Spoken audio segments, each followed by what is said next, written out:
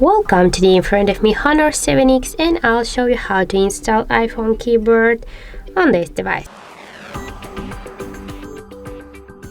So first you should go to the Play Store, and here in the search pool type the green Apple keyboard. Okay, try again, and now just tap here to install, because we have to get this application, and wait a few seconds. Now just open the app.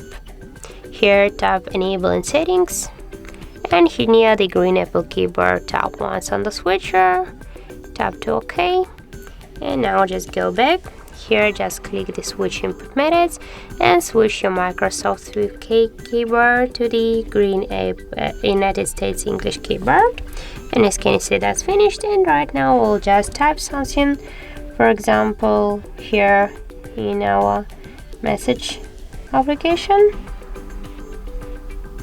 and now just tap here to plus, and as can you see, right now we got our keyboard here, and this keyboard is so close to the iPhone one as the emojis.